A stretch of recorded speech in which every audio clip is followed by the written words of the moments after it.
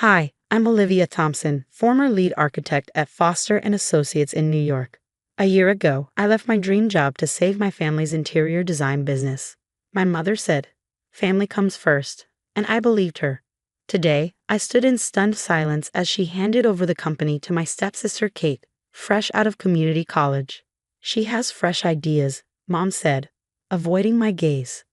"Besides, you were always too ambitious for a business like this." Now, I'm staring at my old Foster and Associates ID card, running my thumb over the embossed title, Senior Project Architect. That day, when everything changed, still feels like an open wound. "Mom, I can't just walk out on the Anderson Tower project," I'd argued as she paced my Manhattan apartment in her designer heels. "The business your father built is failing, Olivia," she said, her voice trembling. "Thompson Interiors has been in the family for 30 years. Is your career more important than his legacy?" Dad had been gone 5 years, leaving Mom to run the business. When she remarried, Richard brought his daughter Kate into the mix, a girl who had been finding herself through a string of community college courses. "I can help financially," I offered. "Let me support you without uprooting my entire life." But Mom's pride flared. "We don't need your money. We need you, your expertise, your eye for design. Do this for your father." Her words hit their mark, and 2 weeks later, I handed in my resignation. My mentor, Sarah Foster, looked at me like I'd lost my mind. "You're giving up a partnership track," she said gently.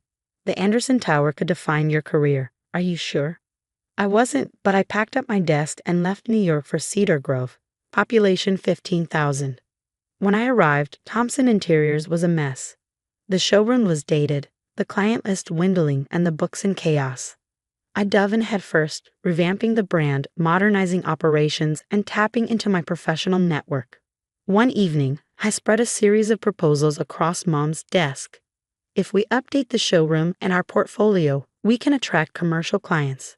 I have contacts, Wo." "Olivia," she interrupted, her tone clipped. "This isn't New York. Our clients want traditional, comfortable designs, not this sleek, modern stuff." From the corner, Kate chimed in, barely glancing up from her phone. "Mom's right. People here like cozy. Your designs feel kind of cold." I bit back my frustration. Kate, now armed with an associate's degree in business administration, had been spending more time at the office. Mom insisted she needed to learn the family business. Soon, things started disappearing. My proposals, my meetings. Kate took over smaller projects, mimicking ideas I'd discarded as too basic. The final blow came with the Riverside Development Project. A local developer wanted to turn a warehouse into luxury apartments, a project I poured weeks into. Detailed renderings, material selections, the works. But on presentation day, I arrived to find Mom and Kate already meeting with the clients. My portfolio was gone. Kate was showing them a Pinterest board of farmhouse interiors. "Kate has such a natural eye for our market," Mom gushed. "She really understands what our clients want." I stood frozen in the doorway, clutching my presentation. No one noticed when I left. That night, I confronted Mom. "I spent weeks on that proposal. Why would you let Kate take over?" Mom didn't flinch. "Her vision is more in tune with Cedar Grove. Your designs are beautiful, Olivia, but they don't fit here." I felt my stomach drop. "Then why did you make me leave New York? Why sacrifice my career if you never wanted my help?" She hesitated, fiddling with her wedding ring. "We needed your name, your credentials, for the loan. But now we're stable again, and Kate, well, she connects with our clients." The truth hit like a punch to the gut. I hadn't been brought back to save the business. I'd been used to save it for Kate. As I drove home, my phone buzzed. A text from Sarah Foster read, "Anderson Tower needs fresh eyes. Interested in coming back?" I sat in my car, staring at the message through tears. Tomorrow, Mom would announce Kate as the new creative director, the role that should have been mine. But maybe it's not too late. Do I fight for my father's legacy or reclaim the life I never should have left? The next morning, I arrive at Thompson Interiors early, my resignation letter saved as a draft on my phone. My finger hovers over the send button, but something holds me back. Mom had called an all-staff meeting to discuss a major new project before announcing Kate's promotion, and curiosity gets the better of me. I slip into the back of the conference room. Kate stands at the head of the table, arranging folders with a practiced confidence that doesn't suit her. She's wearing a blazer that looks suspiciously like one of mine, gone missing a week ago. Around her, our small staff. 3 designers, 2 project managers, and Eleanor, our office manager since Dad founded the company, settles into their seats. Everyone, Mom begins, her face lit with excitement.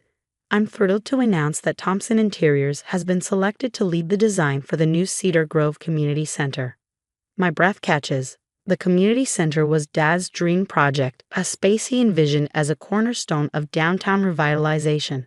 I'd stumbled across his old plans in my first weeks back, and now? Kate will be leading the project, Mom continues, her voice bright with pride. Kate begins passing out folders. She's prepared some preliminary concepts to share. I open the folder in front of me, my stomach twisting. The designs aren't Kate's. They're Dad's. His original layouts and sketches, updated with a new color palette and Kate's name. The audacity makes my hands tremble. Actually, I say, rising from my seat, these are my father's designs. The room falls silent. Kate's smile freezes before she recovers, flipping a page in the folder. Dad's work was so inspiring, she says, her voice syrupy sweet. I modernized his vision to fit today's trends. Modernized? I hold up a page. You changed a few colors and called it your own. That's not modernization. It's theft. Olivia, that's enough, Mom snaps, her tone sharp and defensive. Kate has worked tirelessly on this project. Just because you're jealous, I interrupt, my laugh bitter. This isn't jealousy, Ma. It's about integrity. This is plagiarism, plain and simple. It's a family business, Kate interjects smoothly. Everything here belongs to the family, including Dad's work. Not yet. It doesn't. Eleanor's voice is calm but firm, cutting through the tension. She stands, smoothing her cardigan. Charles left specific instructions for this business's future, and I think it's time Olivia sees them. Mom's face drains of color. Eleanor, she begins, her voice trembling. We discussed this. No, Hannah, Eleanor replies. You discussed. I listened. But I also made a promise to Charles. She motions for me to follow her to her office. There, she unlocks a drawer and pulls out a thick envelope. Your father prepared these before he passed, she says, handing it to me.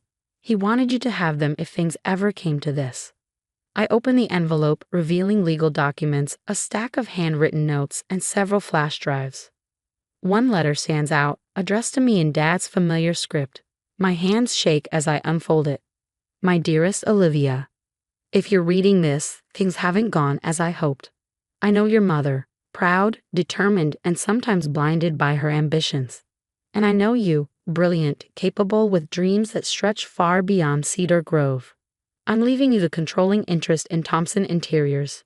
Not because you're my daughter, but because you understand what this business represents: creativity, integrity, and heart. Finish what I started with a community center. Make it better. Make it yours. And remember, this business isn't just about our family name. It's about creating spaces where people's lives unfold. I'm so proud of you, Olivia. More than words can say. All I love. Dad. Tears blur my vision as I fold the letter. He left me controlling interest. I whisper, more to myself than anyone else. Eleanor nods. He trusted you, Olivia. He knew you were the one to carry on his legacy. Behind me, Mom appears in the doorway, her face pale. You can't be serious, she says to Eleanor. Why didn't you tell me about this? Charles made me promise to wait, Eleanor replies. To give everyone a chance to prove themselves. Kate storms in, her composure crumbling. This isn't fair. I've been working so hard. Hard? I snapped, turning to face her. You mean hard at stealing credit? If you want to leave, Kate, then earn it. Stop cutting corners and start doing the work. And if I don't, she challenges, lifting her chin. Then there's the door, I reply, my voice cold. But the community center project, that's mine. I turn to Mom. You used my credentials to save this business. You gave my position to Kate. And now you're asking me to ignore Dad's wishes? No, not anymore. Olivia, Mom starts, but I hold up a hand. Save it. I'm taking over, effective immediately. If you don't like it, you're welcome to leave. Without waiting for a response, I clutch Dad's letter to my chest and walk out, his words echoing in my heart. This time, I won't let anyone take my dreams away. 2 weeks later, I stand in the empty Thompson Interiors showroom, a space still echoing with my father's vision. The air feels heavier without him here, but there's also a strange lightness, a sense of possibility. Mom has taken a leave of absence to process things. Kate has stayed away since the meeting, leaving Eleanor and me to work late nights sorting through Dad's files. Each blueprint and handwritten note reveals not just his plans but his dreams for this company. My phone buzzes. Another message from Sarah Foster, position still open if you want it. Anderson Tower isn't the same without you. I smile faintly, my thumb hovering over the reply button. But instead of answering, I open my laptop and review the email draft for the Cedar Grove City Council. Dear Council members, I'm writing to address the recent concerns about Thompson Interiors' proposal for the Community Center project. While the earlier submission was unauthorized, I'm pleased to present the authentic vision for this project, one that respects both my father's original concept and the evolving needs of our community.